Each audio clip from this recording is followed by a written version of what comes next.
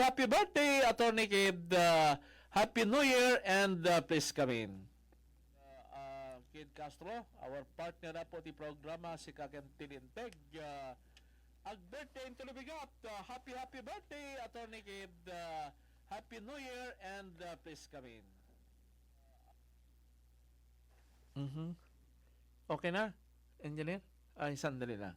Okay, Maya Jimit, po dito'y Champion na milyonaryo pa. Dahito yun, dagiti napagasatan anangabak iti 1,500 pesos cash para iti maikawalo ang weekly draw ti champion na milyonaryo pa.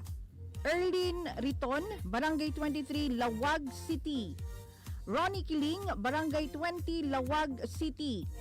Julio M. Rarogal, Barangay 55A, Barit, Lawag City.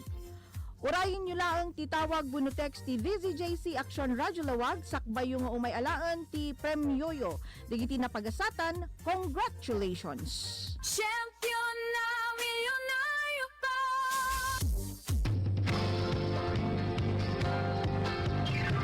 Goodbye 2025. Welcome 2026. Year of the Fire Horse.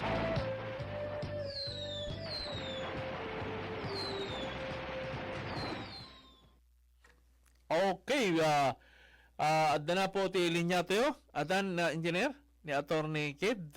Okay, sumaro na meda po ngintay kanti kong daway, ngagsalita para iti dito yung rabi. Ati coverage to po para iti po ang titawan. Once sumali po ni Attorney Kid Castro, our partner po di programa tayo si Kagantilinteg nga ag-birthday into nabigat January 1st. Happy birthday, Attorney, and Happy New Year. Happy New Year and happy birthday. So very happy ni Attorney Kid. Thank you very much for giving us your time once again. Amo mga busy tayo ngayon. Kantilata po di kumdaway nga makatakto ko na iti adito yung rabi. Attorney Kid, please come in. Yes, hello sir. Good evening. Ken kasamit din dagiti nayat nga dumdungig kada ito'y nalataka program of Sir Ken. Kablawak man iti advance Happy New Year kasi amo pay nga New Year. Tunong tela damdaman ni Mr. Frederick Bardido, ni Mr. Christopher Tomas, dan Carlo Antomada, niya natin. Lali, Elisa Alieno, and Jeremiah Pancho. Thank you for listening. So, mga rod sir, actually, kasalamat iti, bagbagiti, dati at katidog ti bakasyon kasi naruwam tayo aming we keep on going. Hopefully, Ay, akala ko kanina, medyo maditbagbagi. Gapot, very busy sila yun. Gapo kanito yung Christmas celebration and now kanito yung puon titawen. Yes sir. So, we are looking forward for this 2026 kasi aduti na pasawak iti napalabas nga tawin. So we are hoping that this coming 2026 and it is the year of the horse. So we believe na pag sinabi mong year of the horse yan, it symbolizes yung tinatawag nating energy, yung freedom and progress. So syempre ito yung nilolook forward natin is progress na every year. It's not actually hindi lang year of the horse every year we will look forward for the progress of our country. And of course ngayon talagang tumama sir na year of the horse dahil sa nagaduti naglabasan tayo kadeti ng deti nga tawin.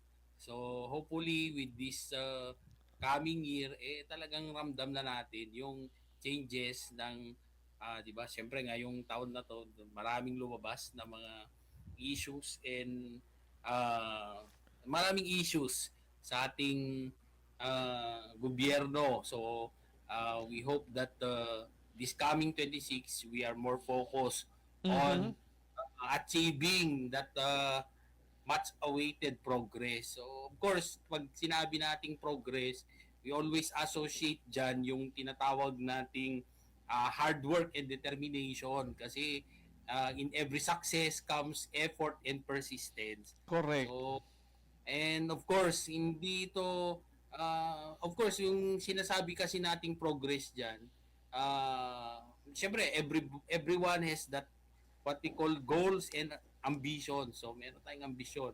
Hindi lang yung gobyerno natin yung progreso, but uh, more importantly is yung ating personal progress. So come 2026, I always advise yung ating mga, kasi syempre tayo nagtuturo, so I always advise my students na uh, come 2026 dapat we always keep on dreaming and chasing our goals and ambitions. So speaking of progress about banking industry, how do we see the situation in regard to our economy and possible progress that could be achieved out of the services of the banking industry? Okay, so sa banking kasi sir, siyempre continuing yan. Yung ating pagdating sa mga services, siyempre goal na rin ng bank na everything is digitalized. So everything is done online. Kaya nga ako, if you ask me personally, I am looking forward that hopefully our work would be kung nakaro din sir nga basbasiton iti paperworks, kasi we are looking forward that when it comes to like for example evaluation of loans, hopefully it will be digitalized. And syempre ang mahirap kasi dito is to yung mga clients mo, it's not actually the bank yung mahirapan dito, kasi iso siguro pa di pagsakitak ta nakadadumot nga online nga they want us to study, and I personally kahit mahirap, I am embracing, at my end I am embracing it. Like for example yung ating artificial intelligence. So malamang sabi nga ng iba, it will of course affect yung workforce, kasi mababawas daw yung tao na magtatrabaho, but I think I don't look at it that way, kasi we have also improvements in the past. Hindi naman nawala yung tao, nandyan pa rin. Okay, shall we say na meron tayong artificial intelligence, but then again, if you feed the wrong information, you will arrive with the wrong answer. So ngayon, can you use that information in your work? Hindi, kung hindi malinaw, kung walang taong mag-ooperate ng feeding the right information to our artificial intelligence. So sabi ko, it will only lessen our work. So we will not be focusing more on paperwork, but rather we will be more on becoming a customer centric. Magiging sentro mo yung mga tao. So we have more time interacting with our clients rather than focusing on paperwork. So hopefully yan yung na-foresee ko yan eh. Pagdating sa loans, pagdating naman sa aming mga online banking platforms, magiging ano yan, more ano yan, mas magiging malapit sa mga tao, particularly pag yung mga clients mo ay mga farmers. So we are already moving forward that when they transact with the bank, they can do it at the convenience of their homes using their cell phones. Ang problema lang kasi, syempre yung mga farmers natin, so aging yan eh. They are getting older. Hopefully, papalitan yan ng mga young generation na, pero ang problema lang kasi ngayon is that yung ating mga young generation, they really do not want to be into the agriculture sector. Ayaw nila yan eh. So hopefully we will be able to encourage them na to get engaged. Ako nga personally, pag tinanong ako what would be my other, kung if I'm not a lawyer, I'm not a banker, so anong gusto kong trabaho? Gusto kong maging farmer eh. Kasi in the next years to come, makikita natin na there would already be what we call issue yan, food security, kasi you cannot live without food.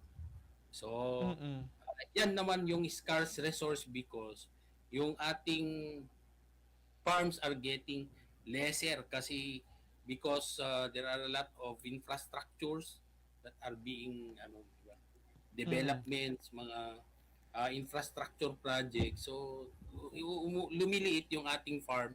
But then again, increasing naman yung population. So, syempre, merong issue yan ng food security. So, merong future yung agriculture sector. Kaya lang ang problema, when you look into yung mga kabataan ngayon, so Gen Z, yung mga Gen Z Alpha, yung mga ganyan, and including millennials, kami. So, nakikita mo dyan na we are not anymore interested to karamihan. So, pero except me, ako gusto ko yan to get engaged into agriculture kasi ako And speaking of siyempre, agriculture, apo abogado, gapo ta ti Land Bank of the Philippines, kaya't bangko iti gobyerno that is advocating uh, uh, the improvement or development of agriculture by way of offering loans kariti various farmers organization and Sanheras. For 2026, anya dali iti possible programs of the bank that could be offered to the farmers for 2026. Most especially nga pala, dito tobacco farmers po natin. okay, sir. So, actually, sad to say, when you talk about the tobacco industry, hindi yan covered ng mga products that are being supported by the bank. Kasi nga, meron siyang tinatawag na, if I'm not mistaken, meron kasing health implications pag yan yung negosyo. Kaya pagdating sa bangko, hindi yan parang merong directive na hindi na siya included doon sa mga tawag nito yung mga high value crop na susuportahan ng gobyerno. Kasi nga meron siyang tawag nito yung mga health issues yung pagdating sa tobacco. But then when it comes to other commodities, so yung bangko are willing,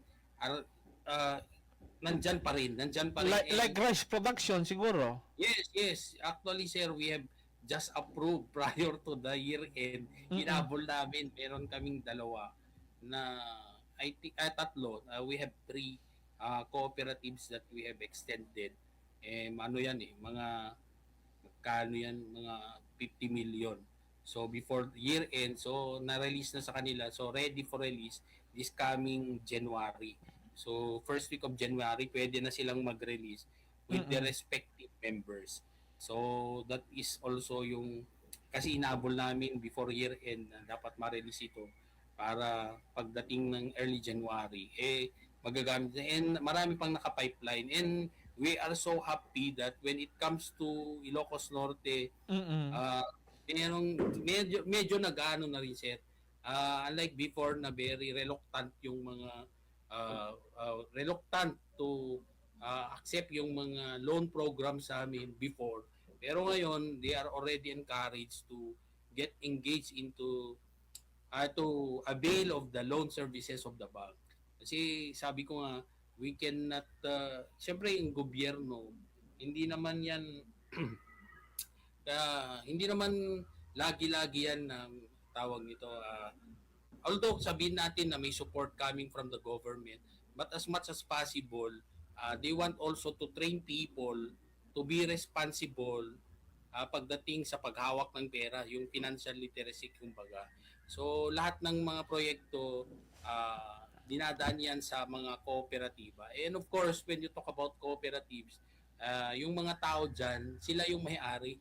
Kaya nga sinasabi ko, parang naisip ko tuloy, bakit kasi baka po pwede na nga lang magkontrata yung kooperatiba para yung mga members din ang babalikan ng mga income na makukuha from contracting. Okay, so it come from Wag lang ghost project. So hindi rin mag-ghost project yan kasi syempre the cooperative is owned by the members. So hindi naman siguro papayagan yan kasi at the end of the day kung mag-ghost project sila, so would that be possible? Hindi naman siguro ayan ng mga miyembro yan na magkakaroon ng ghost project because at the end of the day apektado rin sila kasi they also belong to that community, di ba? So they will also benefit with the project. So will they uh, allow that project na magiging ghost project? I think hindi. And of course, pag yung kooperatiba ay kikita, so syempre lahat ay masaya kasi nga lahat naman kung ikaw ay miyembro sa cooperative na yan, so Mm-mm. definitely your investment will earn. So parang nakikita ko na parang okay, parang sabi ko nga ginoke ko yan sa isang malaking co-op kasi nga they are also constructing their own projects. Like for example, patayo sila ng hotel, magpatayo sila ng mga offices nila. So they handle it, yung co-op na yon ang naka-handle doon sa construction. So sabi ko, pwede pala kayo sa construction. Pwede kayo sa mga infrastructure projects. Bakit hindi kaya po pwedeng subukan na yung mga kooperatiba ay mag-engage sa ganyang mga project para kahit paano yung income na makukuha from that project would be returned back to the members. So wala lang, naisip ko lang. But anyway, How looking about forward- supporting the tomato industry po natin? Yes. Meron yan, sir, actually. So, nag-aantay lang kami ng mga pupunta. So, hopefully, marami pang pupunta. It's not only rice, but other commodities as well. Ang ano lang, ang pinagbabawal, hindi lang pinagbabawal, pero merong restrictions would only include yung mga products such as tobacco na may health issues. Mhm. So yun lang yung mga merong limitations, restrictions, but for other commodities, so we encourage our farmers to avail of our services. So speaking of loans, mabalin ba ito individual or Mabalin, sir, mabalin. So, nuda kayo, for example, you are already an established ka na farmer. and of course you need a collateral. Yung iba, sir, collateralized talaga. Pero not exactly na yung collateral would be registered with the LRA, di ba? Meron kasing kailangan ng registration, may annotation doon sa title. Not always. Meron namang instance na we allow yung tinatawag nating safekeeping. So when you talk about safekeeping, hawakan lang ng bangko yan, wala nang registration. So hindi ka nagagastos yung registration with LRA. So yun lang naman. That is one of the improvement of the program para madali nang mag-release doon sa mga loans sila. But then again, I always keep on reminding yung ating mga clients na do not make yung loan as a collateral loan na meron kasing mga client na pupunta sa parang real estate loan ang dating. Na pupunta sila sasabihin na eto kasing property namin ay hindi na namin nagagamit.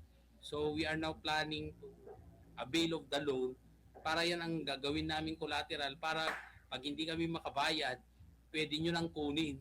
So I always educate our clients na hindi yan yung intention. Ang intention ng pagpapautang is for you to grow your business. So we are not into real estate business na interesado kaming kunin yung iyong property because we are not interested to that. We are not into real estate business. So gusto lang namin pag pinautang ka, dapat lalaki yung negosyo mo. Siguro yung lang kasing collateral na hinihingi would only be a second way out, parang protection lang ng bangko na and that would serve as a promise na dapat gandahan mo yung negosyo mo, gandahan mo, ayusin mo yung utang mo para hindi kukunin ng bangko yung property mo. And of course, the ultimate goal of the bank, Yes, because yes. that is also their business. And they encourage people to engage in business because that is also the business of the bank. Tap na taket in a way, makatulong damit iti panaka-expand iti other types of businesses. Amang rogi iti Actually, mabasit sir, ni meron negosyo. kaming new product, yung lifting MSME. So, yung mga small business, kahit gaano pa yan kaliit, so you can avail of our small yung lifting MSME, so mas simplified yung kanyang requirement, so you can avail with us. Just approach us yung pag 500,000 below. So hindi na yan kailangan ng collateral, ng hard collateral na merong title. Pwede na ang post-dated checks and other credit enhancers. So pwede na, hindi na kailangan ng collateral. So you just approach us. Okay, so but then again, yun nga yung lagi kong nire-remind sa mga tao na when you talk about loan, dapat iniisip nyo ang ati pampanunuto nyo kami na ati malugi ka. Kasi ang mga kasi ti bangko. Always think positive, attorney. Yes. Di ba? Dapat that 80 year of the horse. So dapat Yeah. think of the progress. Literally speaking, if speaking of the horse is tig, di ba? Kas lang it enhances progress and Yes, because of the agility of energy. a person. Yes, sir. So dapat ganoon yung mindset natin ngayon. So although this mga itong animal symbol natin would only ano lang ito, guide lang natin. So nasa atin pa rin yan eh. We have to translate it or yung kanyang pinapahiwatig year of the horse, so sabayan mo rin na ito pala is for progress. So but then again, you cannot progress if you do not because progress starts from you. So Yeah. dapat sa sarili pa rin yan through hard Correct. work and determination. And of course, gaya nga ng sinabi natin, success comes from your efforts and persistence. So, ganun din ang gagawin lang natin. No? And So, paalala din lang, okay? So, malakas na yung mga paputok. So, please be reminded na pagdating sa mga paputok, be responsible. The government, of course, wag na yung kasi naririnig natin mga sasakyan, nag-iingay. So please be reminded na bawal yung ating yung mga muffler na napakalakas. So excessive noise yan and causing environmental pollution. grabe. Of course, Daming ganon. tayo dyan. Pasaway talaga ang ilang mga motor sa bagay manomet kedi ang yung ali diyan ron Pagbugaw ka nun, sir, masamang espiritu. Yung Madina, sikat masamang espiritu. yeah, because you are creating trouble, noise pollution, ika nga anyway, attorney, maraming salamat for sharing on Yes. again your time. We know very well by tomorrow, January 1st, advance Happy New Year, advance Happy Birthday likewise. Engineer, Thank you. pato ka naman di Happy Birthday para kini Atty. Kid. Ang birthday intro bigat for advance Happy Birthday. Engineer, please. Happy birthday to you. Happy birthday to you. Happy birthday, happy birthday. Happy birthday to you.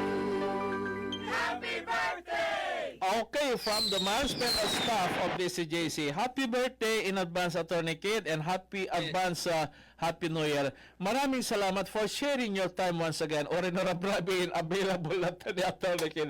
Thank you very much. Yes, sir. Thank you, sir. Thank you. Okay, Atty. Thank you too.